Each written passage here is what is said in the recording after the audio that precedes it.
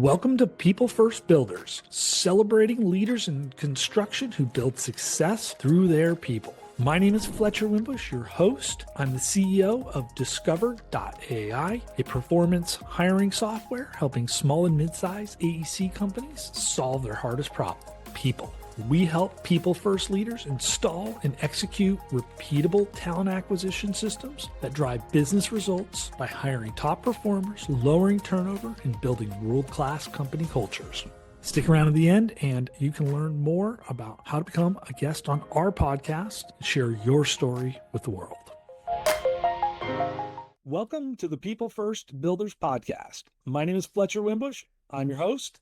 And today I'm excited to have Chad Abernethy join us. He's the CEO of Abernethy Contracting out of Charlotte, North Carolina. Chad, you've spent more than a decade in civil construction and contracting leadership, including roles as managing partner at Barton Contracting Corporation, operations manager at Union Paving Contractors. Now you lead Abernethy Contracting as the CEO, and you're a member of YPO, the Southern Seventh chapter, in bringing a growth mindset, peer-driven approach to leadership and business building in the construction space. So I'm really excited to chat with you. I get the sense that you've been doing this for a long time, and this has been an interesting journey to become the CEO of a family business or your business. Did you start this up after your more traditional construction leadership experience, or? Well, that's a lot of times what I say to people is I'm going to give you about a 50-year history in 3 minutes. Yeah. So many people confuse, we are a family business. Yeah. But we haven't always been a family business. And I guess that's the nuance there. So, how Abernethy Contracting was started in 1973. I was born in 87, so obviously well before me. My grandfather started it. My dad came on in 79 full-time. 87 I was born, but I feel like I came on full-time then too. If you grew up in a small family grading company, that's kind of how it went. They just put the car seat in the back of the backhoe, or yes, here's a bottle. And all right. In the low boy, or if I was school working, that's the way it went. Right. And I was blessed to grow up with those experiences because it absolutely shaped, kind of who I am and who we are today. So the family business went all the way through, my high school career, my brother's schooling career, their, second education. It went all the way through. In 2010, I left the family business. It was, things in 8, 9, even in Charlotte where we feel somewhat insulated, it became really tough to pick up work. And then at the time, 20, 21 years old, I just no wisdom or discernment in the process of picking up profitable work where you could go take care of your people. There's no growth mindset at all. So many companies, even in the Charlotte area, where it was just survival mode. Yeah. So I left, thought I could.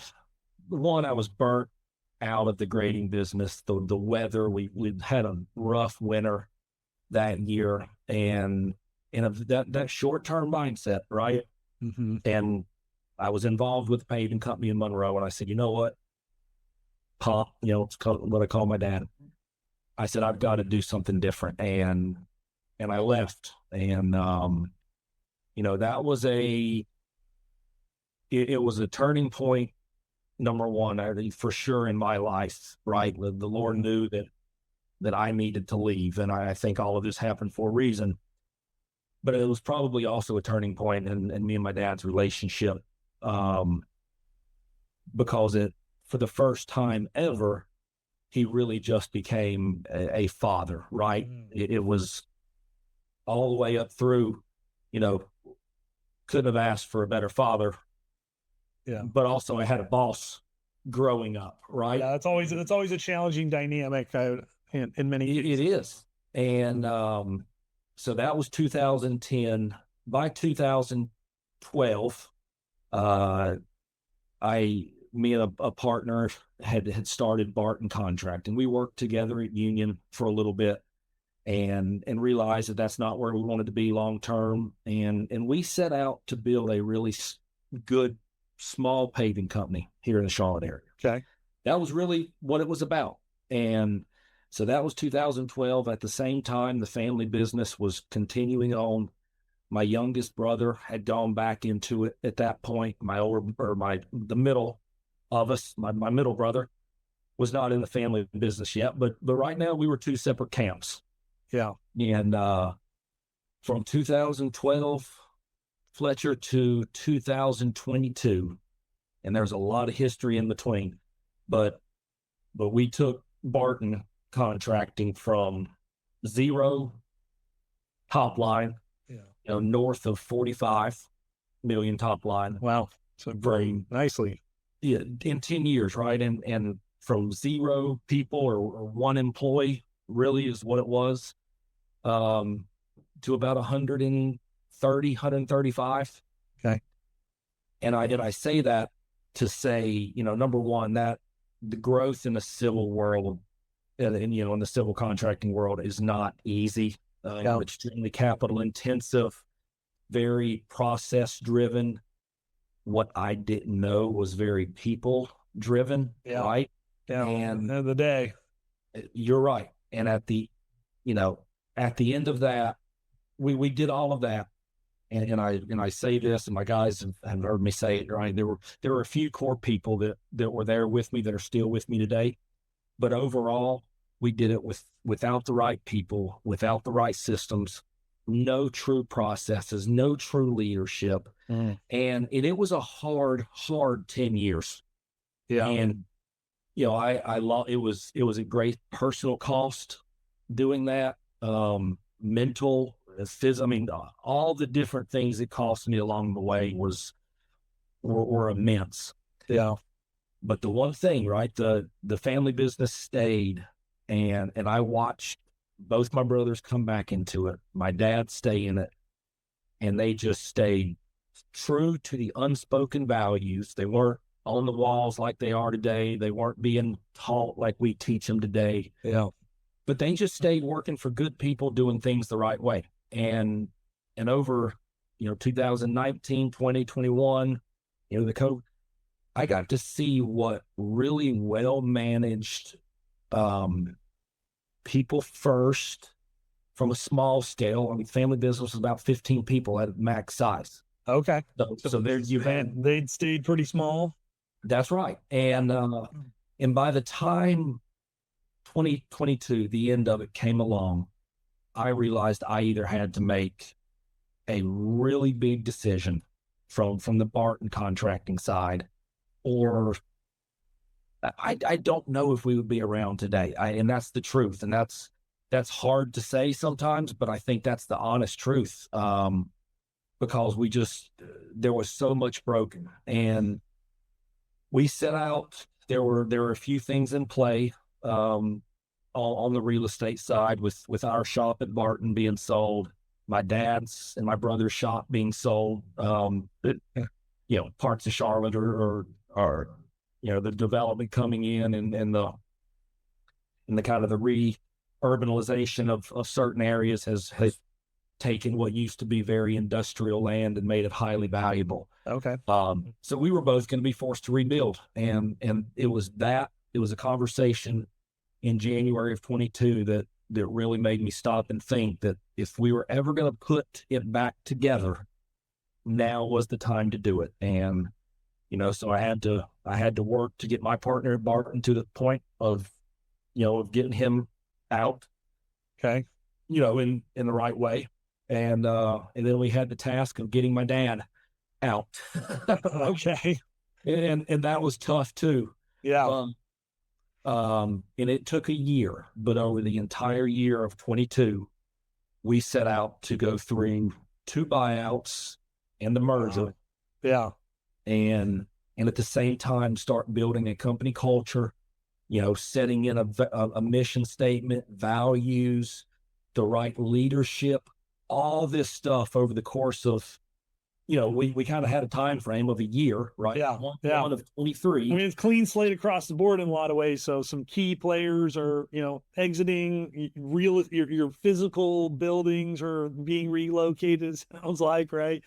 And so do you ultimately merge the two firms together, two companies together? Is that what happens? Yep. So we bring Barton Contracting and Hal Abernethy Contracting at the time, right? So the family business and my business, and we brought them together.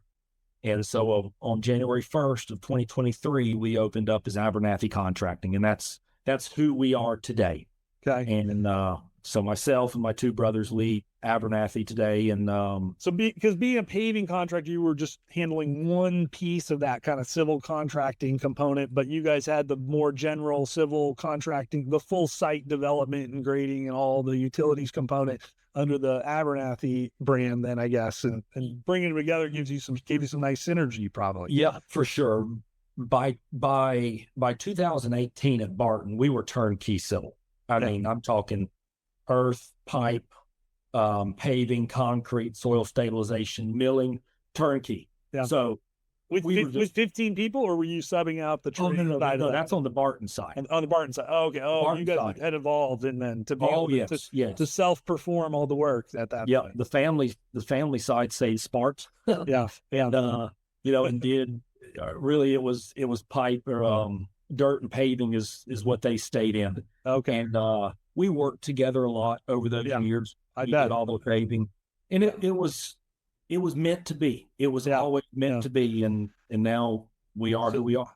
So okay, so I think you've told a story that I think many people either might be experiencing or have experienced or somewhere in the journey of that, right?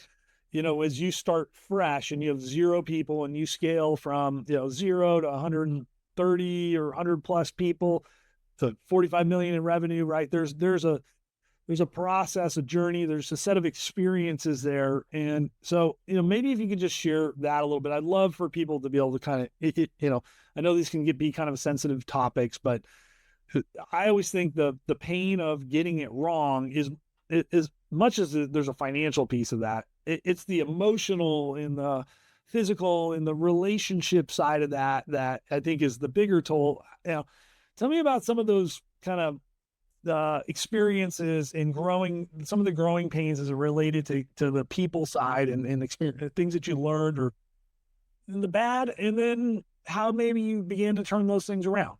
Yeah.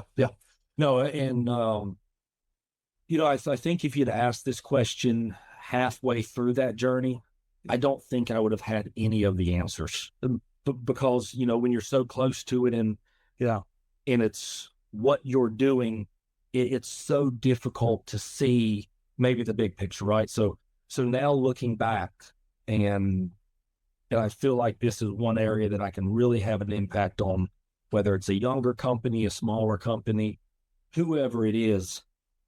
What we didn't do when we set out May of 2012 to build Barton Contracting into a good paving company, right? That's what we wanted to be. Yeah. We didn't build a foundation that was set on a mission statement, right? And as silly to some of your listeners and people that may sound, you've got to know your why. You've got to understand, hey, we know what we do for the most part. We know how we do it. You got to understand why you're going to go do it, right? And then having a set of values that you can lead by, you hire by, you fire by, you make decisions on who you work for, right? None of that was in place. What our mentality was, right or wrong, and I think a lot of the younger companies that I talk to today, right? It's bid work, build work, bill work. Yeah. And sort of at all costs, right? There's no kind of thought to the why or how we're going to do this and the syncing those two together. It's just do whatever it takes. And that means you might run a few people over in the process, hopefully not literally. Yeah. And of course, not literally, but figuratively, right? I mean, you're running at full speed, probably without even the safety processes to keep them safe, right? I mean, and it's so it, there were so many mistakes, and it was full of good-hearted people. And my partner and I mean, all we wanted to do was do good work and do it as fast as we could, right? Yeah. And the dangerous game of that is, you get in this sort of growth, production-only mindset. Mm-hmm. So all of a sudden, people development and leadership training and career progression talks and strategic initiatives, like none of that matters, or none of that is thought about when, hey, you got to make payroll, you've got equipment payments, there's under the gun on the project and deadlines. Exactly. So, and maybe that's okay from that 0 to 5, right? Let's just talk in top line, maybe that's okay.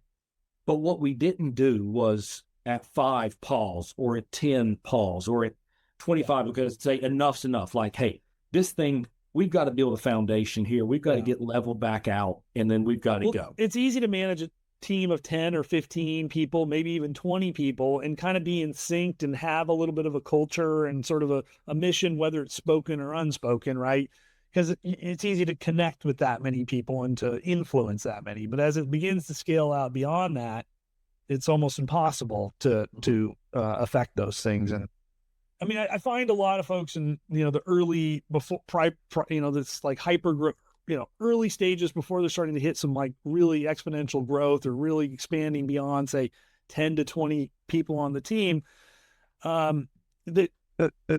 There is a bit of that mindset that you described of like, we don't have time for these things.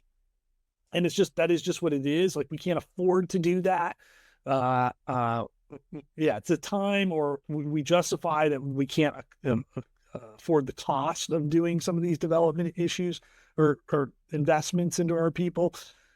I think there's also with the people, as it begins to scale, I mean, is a fairly common theme is, the quality, when you start to look at the quality of the people, that it's a projection of they're not good enough type of projection, right? Or this is just the way it has to be, or the way it is. So when do you begin to change that mindset? I mean, I think every leader, especially in the construction space, probably has an inflection point where, they've gone through a little bit of that or a lot of that mindset, and then something changes, right?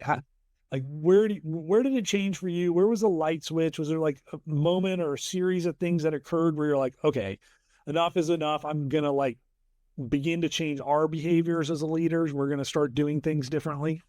Well, it started at the top, first off. And when we started going through the merge, the 2 buyouts merge process that year of 22, the first gap, the first hole I recognized was some sort of financial leadership. We didn't have it at Barton from a CFO or controller or anything.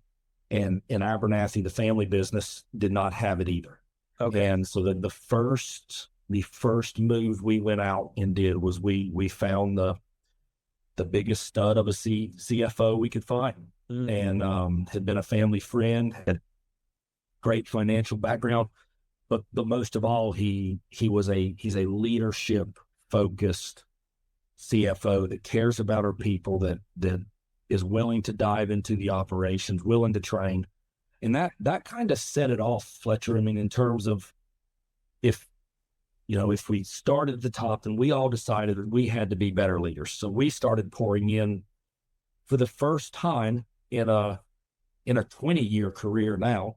I almost had time to work on myself, right? It was so many of us, I think, as leaders, we find ourselves pulled in a million different directions. So the last thing that we're thinking about is doing any sort of inward reflection or growth ourselves to be able to lead our people better.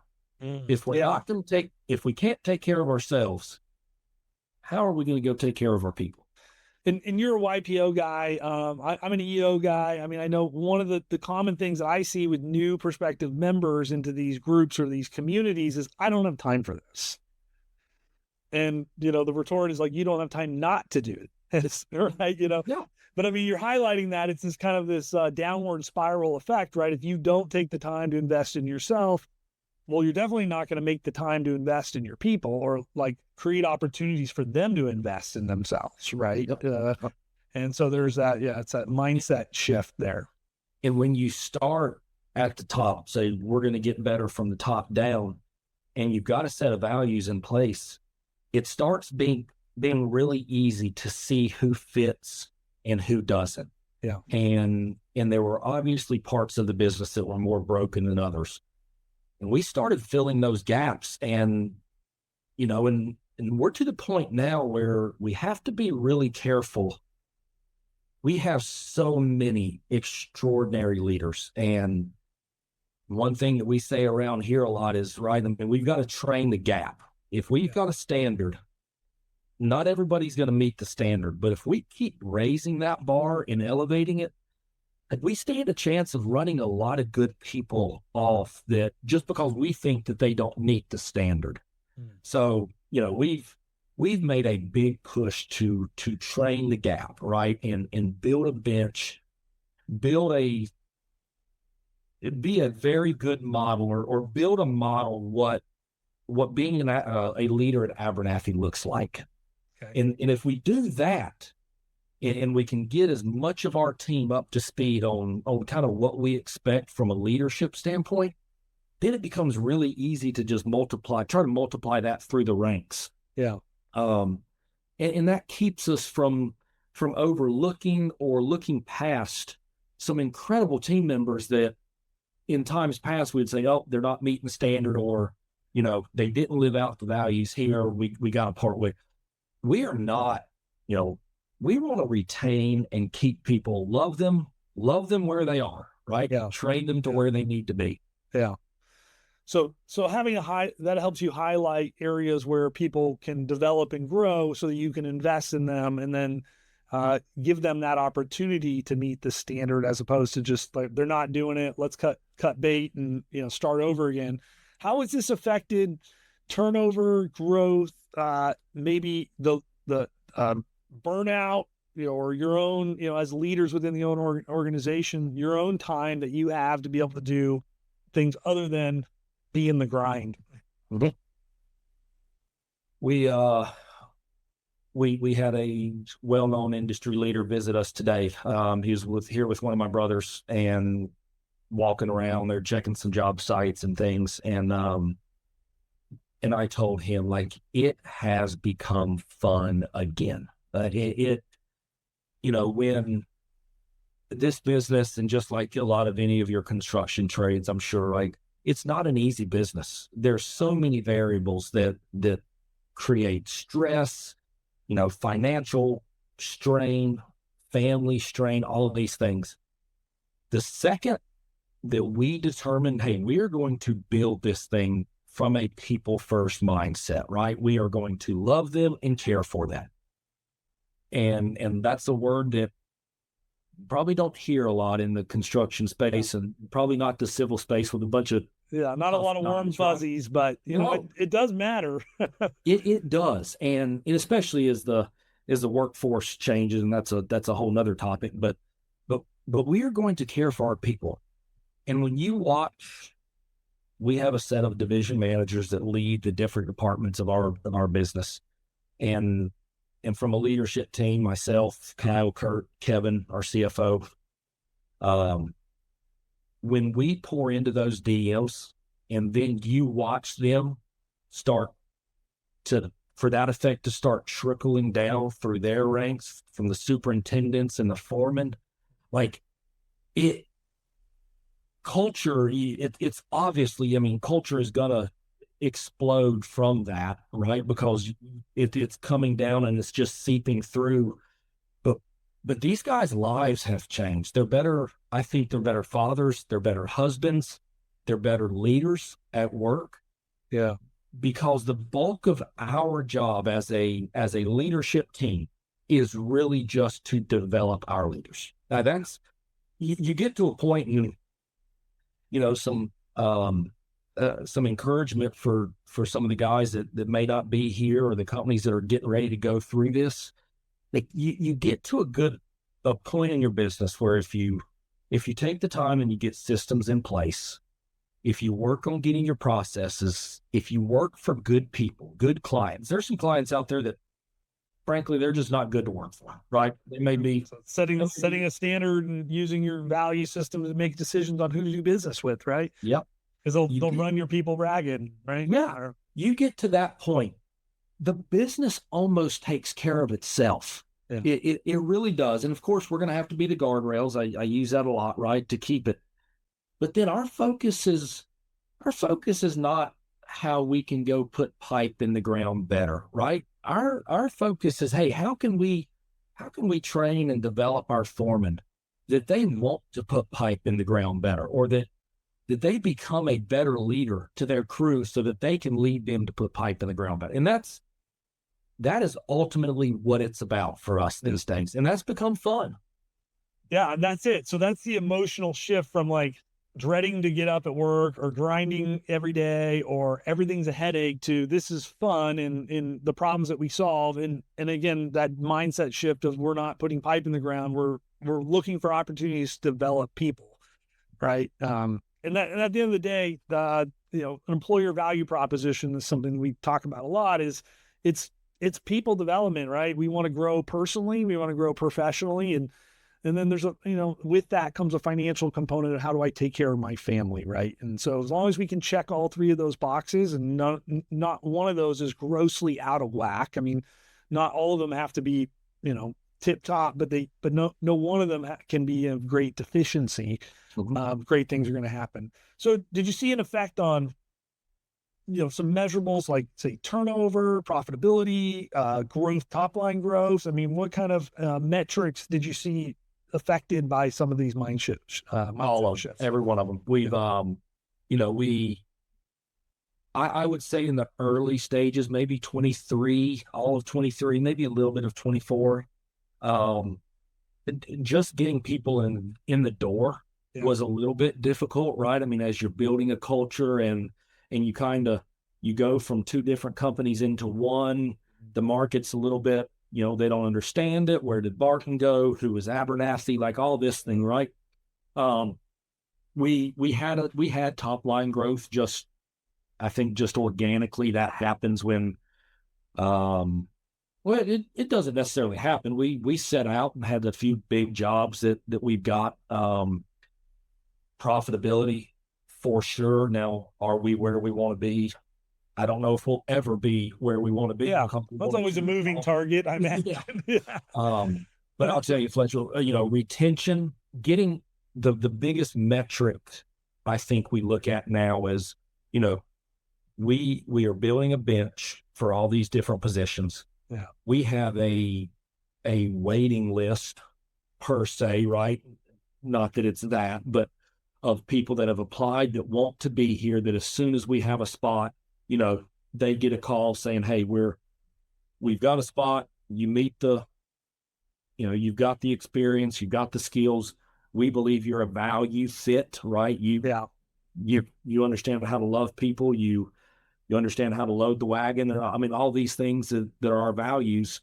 And then our retention, like we don't lose people for $1, right? Or if they're leaving, it's, hey, I'm moving my family across the country, or, this industry just, it's too tough for me. And when I say tough, maybe it's, I want something more steady, right?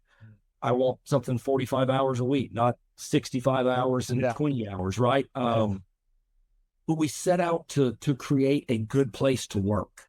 And we knew that if we could do that, it wouldn't be, hey, I got a better offer, I'm going over here. We don't see that. We just don't lose people to better offers. Yeah. But imagine, a lot of companies also who have gone through transformation like this, when they do lose people for $1 or so, then a lot of times they see boomerangs, like, hey, you know what? I tried and I realized there's a difference between, taking that extra dollar and being in a place where I like working, where I can have fun when I go to work. And I like the other people that I work with because they're all, culture matches with me, right? Yep. The environment is better. So, I mean, those are all the outcomes that can be experienced. And again, I just punctuate this for organizations that are like, this is just the way it is. We're going to have high turnover. The people aren't that good. We just have to grind it out. Like, I don't have time to spend with my family or invest in myself, or let alone my people have time to be able to do those things. And that just is the way it is. I think, you get to be kind of a model for, like, it doesn't have to be that way. You can make these changes and they don't change overnight, right? I mean, these things take time and they're always evolving, but I think with the right mindset, it can be done. And so I really appreciate you being able to tell that story, and so that you can be that model for those who are sort of thinking that it is just what it is, and they've resigned themselves to the chaos or the unpleasantness of that can be in this industry, right? It doesn't have to be, right? No, and you, I appreciate you saying that. It sure does not have to be. Yeah. And I've said that a lot. But what I think the other part of that is too, it can't be something you just put on a shelf. You cannot say, hey, we're going to be a people first company, and you talk about it once a month. Yeah. Like it better be in every single decision you make. Number one, are we making these decisions based on the values that we have set out to run this company by? Yeah. And is it good for our people? Does it keep our people safe? Does it provide, is it a positive change for our people? And it's a pendulum, right? And we've kind of called ourselves certain times of the year or the other decisions that we feel like, hey, guys, we're also not a nonprofit here, right? So we kind of got to bring it back. But I think as soon as people truly understand that you truly care, like you still have that grace to make some tough decisions that on the outset may not look people first, right? Yeah. But you're not going to be people first very long if you don't go make a profit. Yeah. So, but I promise you, it is what is best for our people at every single decision we make. Yeah. And by being by communicating this, I imagine you guys hold each other accountable and up and down, right? I mean, I imagine this creates an opportunity for your people to hold their managers, their leaders accountable, and also as much as the leaders are holding everybody else accountable for, meeting this value system and being a part of this value system, right? So I think that's a big side effect of that. I mean, I know that's happened to me. My people have come to me and said, hey, is this meeting our core values? And challenged me when I maybe, I've gone off the rails too, right? And I appreciate that. I always thank them. I'm like, you know what? You're right. Thanks. I got to take that in consideration. Yeah. Let's figure this out, right? Yep. No, accountability. Another, you're not going to be a people first company without accountability. I'm sorry. And that's, there's a few buzzwords, right? That have made their way around our company. I'm sure others, accountability is one and transparency is another. Yeah. And, I think those two, you can be a really good leader if you understand transparency, accountability, and then also vulnerability would probably be the three that I would say, those are good ones, because those are, as a leader, we got to be holding ourselves accountable for those things. We got to behave. We need to be held accountable to the things that we say and promise to our people. We need to be vulnerable when we make mistakes, right? And obviously transparent in the decisions that we make, and they got to be explain the why, right? How does this match our mission, our vision, and our core values? And people then obviously understand harder decisions when you can connect those dots, as you highlighted. So this is really good, Chad.